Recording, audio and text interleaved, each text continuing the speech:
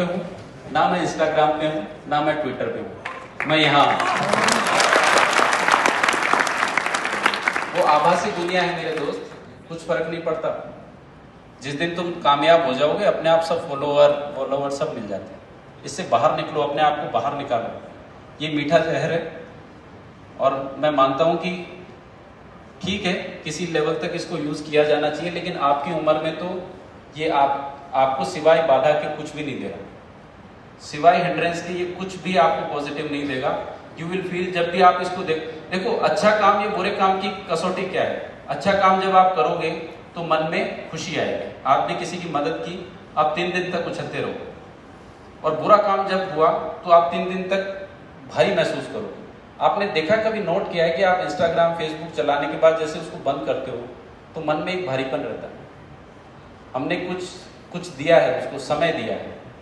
समय जो most valuable, मैंने जिसको कहा कि जो क्वांटम में और रेज में आ रहा है, हमने वो चीज़ उसको दी, वो आपके लिए सही नहीं है, उसको कंट्रोल करना ही पड़ेगा। अगर नहीं कर पाओगे तो ठीक है, मतलब आपने इंस्टाग्राम चला ली, जीवन चल जाएगा, डेटा भी सस्ता है, लेकिन आप लाइफ में जहां आप जाना चाहते हो वहां का रास्ता इंस्टाग्राम के थ्रू नहीं जाता, इतना मैं कह सकता हूँ। हाँ, 1-2 इन्फ्लुएंसर कोई बन गए तो वो अलग बात है, उनका अलग काम है, लेकिन majority of you are here to study, और स्टडी और इंस्टाग्राम का बनता नहीं। जब कुछ बन जाओ, मेडिकल कॉलेज में चले जाओ, तब चलाना, फॉलोअर भी मिलेंगे, स्टोरीज भी बनाना, रील्स भी बनाना, फॉलोअर भी मिलेगा। अभी क्या कौन फॉलो करेगा आपको बताओ? कौन फॉलो करेगा? नोबडी। तो फिर क्यों जाना जहां पे बेइज्जती हो? इसलिए डिलीट कर दो, मेरी मानो तो डिलीट कर देना। जब कुछ बन जाओ तो वापस आ जाना और फिर स्टेटस डालना कि हाँ मैं बैक विद द बैंग, और कुछ ऐसा कुछ करना। ठीक है,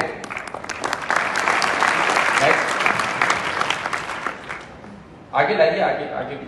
हाँ, वो पूछ लीजिए। हाँ, good evening sir. Good evening. मेरा नाम प्रभात रंजन है सर। जैसे अभी हम नीट का तैयारी कर रहे हैं, तो नीट के साथ साथ जैसे हमें कुछ और एक्टिविटीज में इंटरेस्ट है, जैसे फोटोग्राफी या कुछ और अदर एक्टिविटी, तो नीट के साथ उसका भी कर सकते हैं? बिल्कुल कर सकते हैं। मैंने आपको बताया ना कि आप 45 मिनट वो कीजिए, 15 मिनट खुद को टाइम दीजिए। जिस दिन टेस्ट दो आप, जैसे संडे किसी भी दिन टेस्ट होता है, उसके दिन आफ्टरनून में आप पढ़िए मत, अपने जो हॉबीज हैं उनको परस्यू कीजिए। पेंटिंग करना है, किसी को डांस करना है, किसी को गाना गाना है, किसी को मूवी देखना है, उसको परस्यू कीजिए, छोड़िए मत। इतना टफ एग्जाम नहीं है जिसके लिए सारे अपने इंटरेस्ट हैं वो जला दिए जाए। इतना टफ एग्जाम नहीं है ये एग्जाम इतना डिजर्व नहीं करता, बिलीव मी। इतना ही करता है कि हाँ पढ़ लिए 7-8 घंटे मन लगा के, उसके बाद अपना काम किया, सो गए, फिर दूसरे दिन फिर पढ़ लिए। कभी मन किया मूवी देख ली, कभी मन किया दोस्तों के साथ थोड़ा सा बाहर घूम लिए। इतना ही है, इस एग्जाम में बहुत ज्यादा नहीं है ना। ये मैं पर्सनल उससे एक्सपीरियंस से कह रहा हूँ। ज्यादा मत झोंको, झोंकने का समय बाद में आएगा, अभी नहीं। ठीक है, आगे इधर। Good evening sir. Good evening sir, मेरा क्वेश्चन ये है कि जैसे कि पढ़ते पढ़ते बीच में ध्यान दूसरा तरफ चल जाता है, जैसे कि मोबाइल में, और मोबाइल नहीं देखते हैं तो फिर आगे पढ़ने का मन ही नहीं करता, तो मोबाइल एडिक्शन को कम कैसे करें? और दूसरा क्वेश्चन ये है कि अपने लिए बेस्ट नोट्स कैसे बनाएं? 2 सवाल हैं। एडिक्शन को कम करने का तो मैंने तरीका बता दिया। ये जो 3-4 चीजें मैंने बताई ना, जिनके आपके दुश्मनों के नाम, उनको मोबाइल से बाहर निकालो पहले तो। अब वो कर नहीं पाओगे तो फिर कैसे? आपको कोई दूसरा तो आके अनइंस्टॉल करने से रहा वो ऐप्स को। अपने आप में इच्छा शक्ति तो जगानी पड़ेगी कि हाँ मैं इतना कर रहा हूँ। दूसरा ये कर सकते हो कि जैसे मैंने बताया कि टाइम स्लॉट बांट लो, 45 मिनट पढ़ के फिर ही देखूंगा, तब तक मोबाइल को दूर रखो। कोई पहाड़ नहीं टूट पड़ेगा, कोई इतने इंपॉर्टेंट वो नहीं है कि 15 मिनट में 45 मिनट फोन दूर रहा तो कुछ हो गया। उसको दूर रखना सीखो। और नोट्स बनाने के लिए तो ये गुरुजी बैठे हैं, आपको अच्छा से बताएंगे। मेरा ये मानना है कि नोट्स बहुत ज़्यादा बल्कि नहीं होने चाहिए, सिर्फ कीवर्ड्स उसके अंदर होने चाहिए। नोट्स ऐसे होने चाहिए कि आप एग्जाम के 3 घंटे पहले आप पूरा सिलेबस उसको रिवाइज कर सको। तो बहुत ही कंसाइज होना चाहिए। सारी चीज़ लिखोगे तो नोट्स काम के नहीं रहते, तो कीवर्ड्स उसके साइड में लिखते रहो।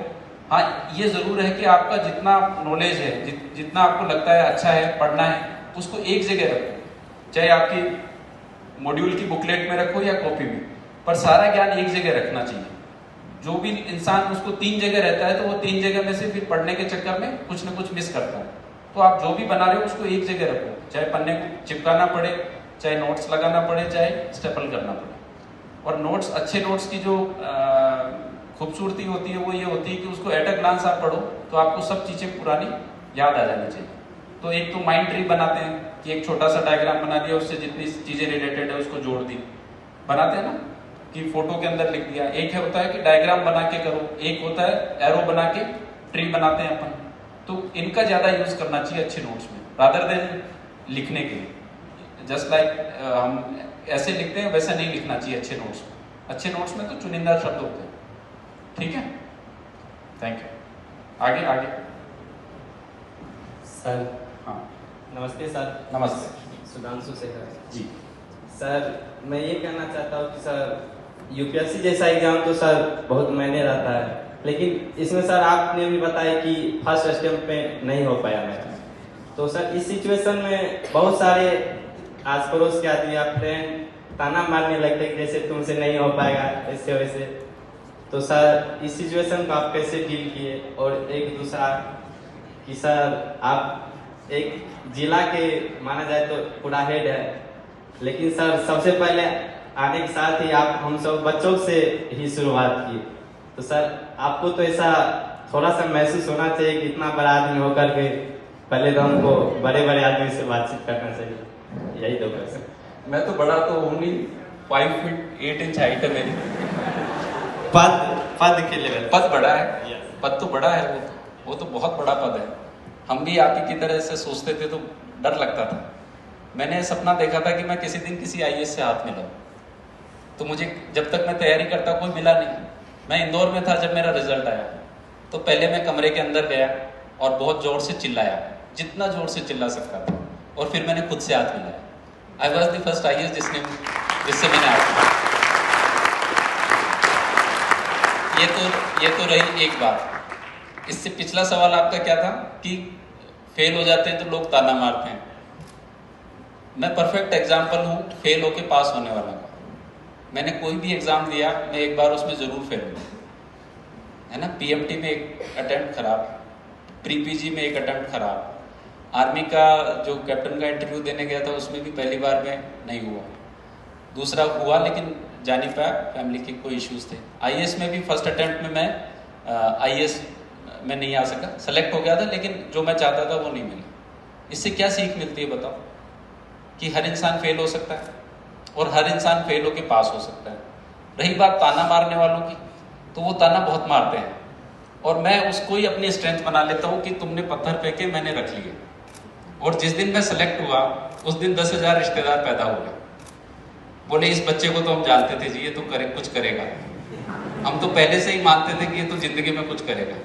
तो दोस्त, जब तुम सफल होते हो तो जो लोग जितना ताना मारते हैं वही उतना ही तुम्हारा प्रेज करने लग जाते हैं। मेरा तुम्हें ये कहना है कि ना मैं ताना मारने से विचलित हुआ, ना मैं प्रशंसा करने से विचलित हो सकता हूँ। मुझे कुछ फर्क नहीं पड़ता, मैं वो कर रहा हूँ जो मैं अच्छे से कर सकता हूँ, वही मेरे लिए सेटिस्फेक्शन है। सारे दिन मैंने वो काम अच्छे से कर लिया, मुझे रात को नींद आ गई, मुझे क्या फर्क पड़ रहा है कि मेरा पड़ोसी क्या कह रहा है नहीं कह रहा है। उसकी जबान है, हिली तो हिली, ना हिली तो ना हिली। इतना आपको थोड़ा सा खुद को देखना पड़ेगा, वरना लोगों के कहने से जाओगे तो वो ये कहेंगे कि देखो इसने सिलेक्ट तो हुआ लेकिन रैंक तो पीछे ही आई इसकी, फिर आप टॉप भी कर जाओ।